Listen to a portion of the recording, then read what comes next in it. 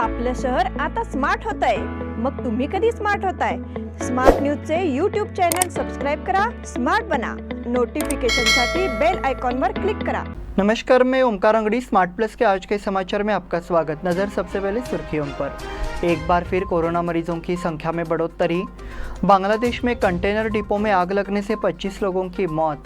हलगा क्षेत्र के किसान बुवाई के काम शुरू. मराठी पत्रकों के लिए बेलगाम में 27 को भव्य मोर्चा. कांग्रेस द्वारा संघ के खिलाफ दुष्प्रचार का आरोप. शनेश्वर जयंती पर महाप्रसाद का वितरण.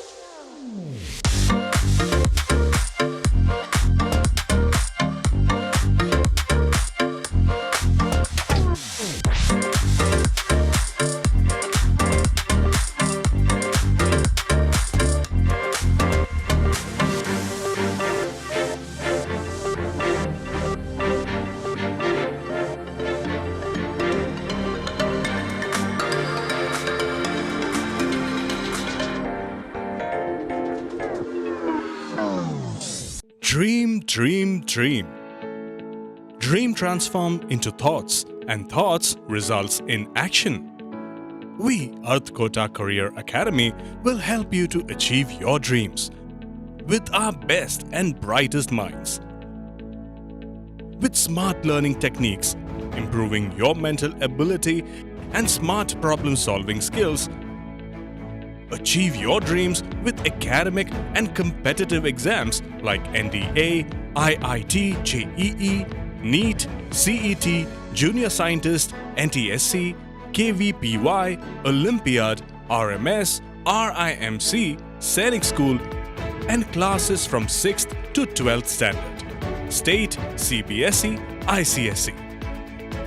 Developing high IQ and personal skills with social, emotional, and mental growth. We have our pattern-proof winning methodology in all our classroom programs. Grab the opportunity and realize your full academic potential and achieve success even beyond your imagination. Read, lead, succeed with us, Earth Kota Career Academy.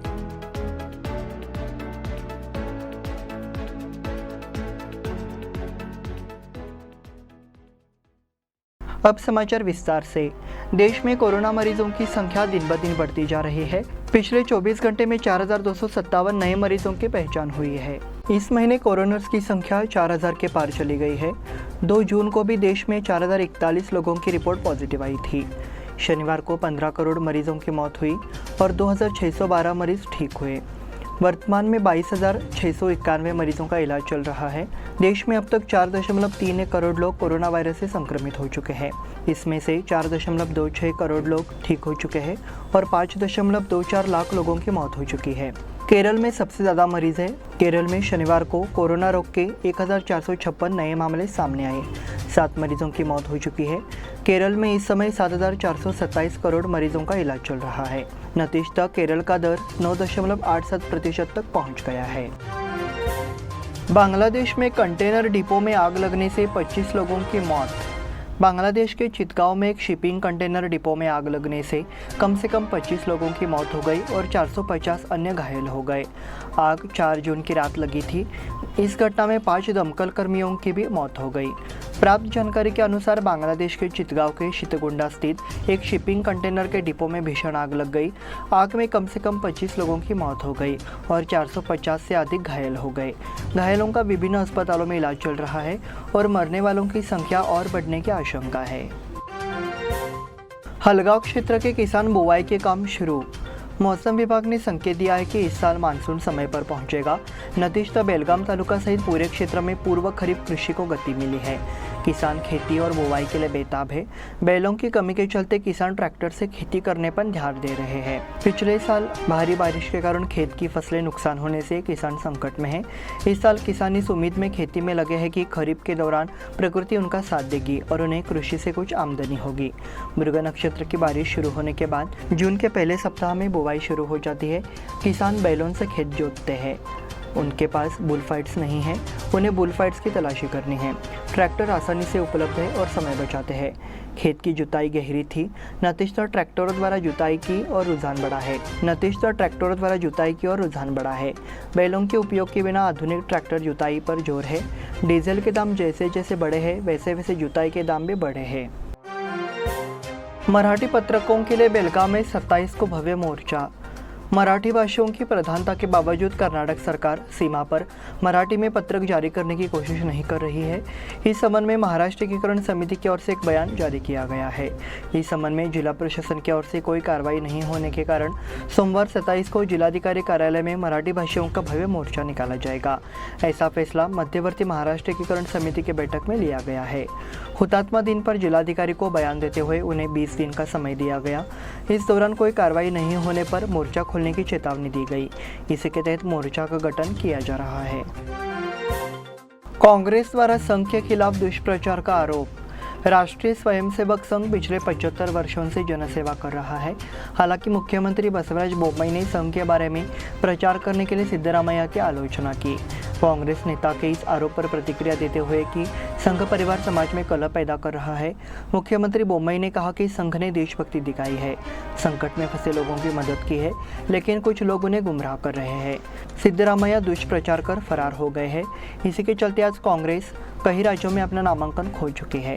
Bommai ने भविष्यवाणी की कि निकट भविष्य में कर्नाटक में इसका अस्तित्व समाप्त हो जाएगा। पाठ्यपुस्तक की गलतियों के आधार पर राजनीति की जा रही है।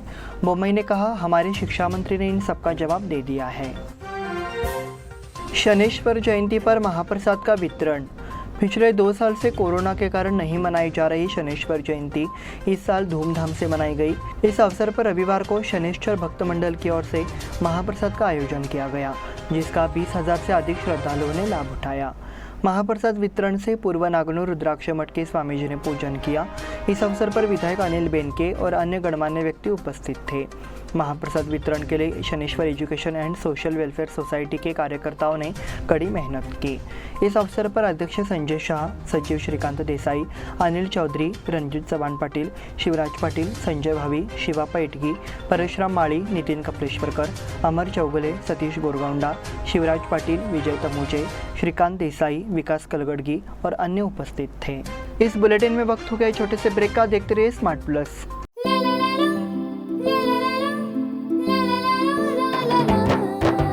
जले दीप अंगना में होगी रोशन दुनिया, पलकों तले छा जाए चांद तारों का साया।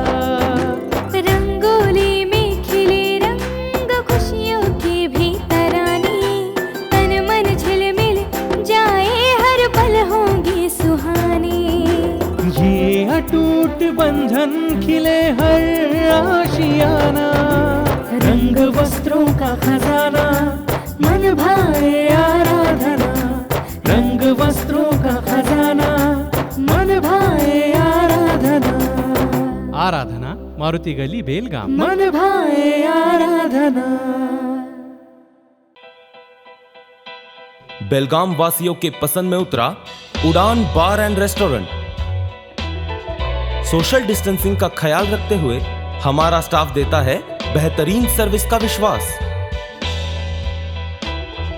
यहां है पार्टी और फंक्शन के लिए 3 आलीशान हॉल, कारपोरेट डिनर मीटिंग के लिए 3 अलग कक्ष, आईपीएल मैच देखने के लिए 3 बड़े स्क्रीन की विशेष सुविधा।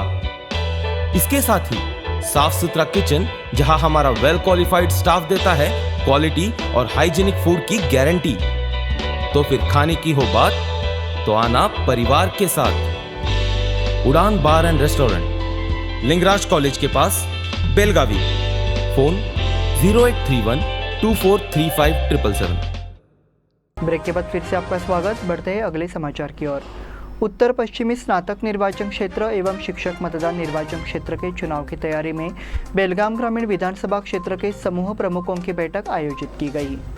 बैठक का मार्गदर्शन करते हुए पूर्व विधान परिषद सदस्य और कर्नाटक राज्य भाजपा महासचिव अश्वत्थ नारायण जी ने कहा कि केंद्र और कर्नाटक राज्यों में भाजपा की सरकार है, इसलिए स्नातकों और शिक्षकों के क्षेत्र में मतदाताओं की समस्याओं को हल करने के लिए एक अनुकूल माहौल है और देश मोदी के नेतृत्व में प्रगति कर रहा है।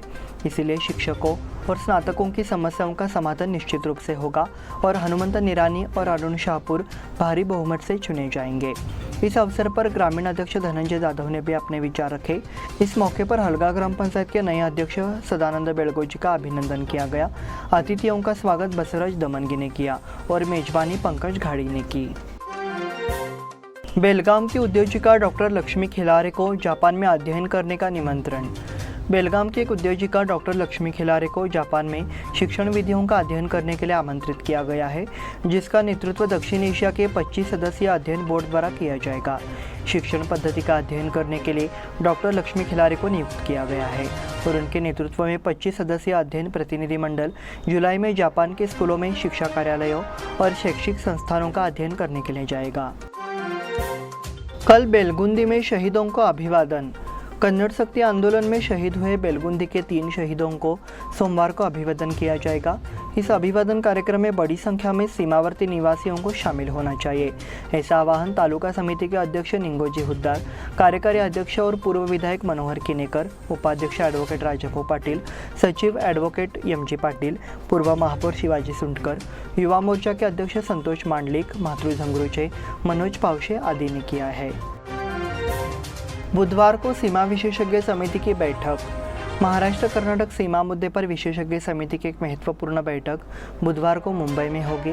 बैठक में विभिन्न मुद्दों पर चर्चा होगी और सीमा मुद्दे पर जल्द से जल्द सुनवाई का प्रयास किया जाएगा। शनिवार को मराठा मंदिर कार्यालय में महाराष्ट्र एकीकरण समिति की अहम बैठक हुई।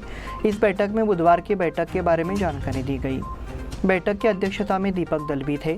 दलवी ने कहा कि विशेषज्ञ समिति की बैठक 8 जून को होगी। बैठक में तय होगा कि क्या किया गया है और भविष्य में क्या करने की ज़रूरत है।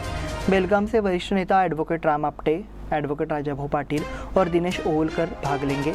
बैठक में सवाल भी उठाया गया कि सीमा मुद्दे पर भ्रम पैदा करने की कोशिश करने वालों ने सीमा मुद्दे पर एक साधारण सा कागज भी सुप्रीम कोर्ट को सौंप दिया है, जबकि सीमा मुद्दा सर्वोच्च न्यायालय में है। सीमाओं के केंद्रीकरण या राष्ट्रपति शासन लागू करने की मांग द्वेष का संकेत है, इसलिए बैठक में मराठी भाषा में भ्रम पैदा करने वालों से दूर रहने की अपील की गई। प्रबुद्ध भारत संगठन द्वारा स्वातंत्र्यवीर सावरकर के कार्य पर व्याख्यान। स्वातंत्र्यवीर सावरकर एक विज्ञाननिष्ठ व्यक्तिमत्व थे। जातिगत भेदभाव को मिटाने के लिए उन्होंने अपना जीवन व्यतीत किया। आज उनके विचारों को जगाने की ज़रूरत है। पूरे देश को उन्हें समझने की ज़रूरत है, ऐसा विचार अभ्यासक डॉक्टर विक्रम संपत द्वारा व्यक्त किया गया। वह स्वातंत्र्यवीर सावरकर की 139वीं जयंती के अवसर पर आयोजित व्याख्यान में बोल रहे थे। व्याख्यान शुक्रवार शाम को केएल के शताब्दी हॉल में आयोजित किया गया था। कार्यक्रम में मुख्य अतिथि मराठा मंडल संस्था के अध्यक्ष राजश्री हलगेकर थी। मंच पर चैतन्य कुलकर्णी और सचिन सबनीस थे। डॉक्टर संपत ने सावरकर की संक्षिप्त जीवनी दी। इंग्लैंड में उनके काम, अंडमान में उनकी सज़ा और बाद में भारत में उनके सामाजिक कार्यों को गहन समीक्षा की।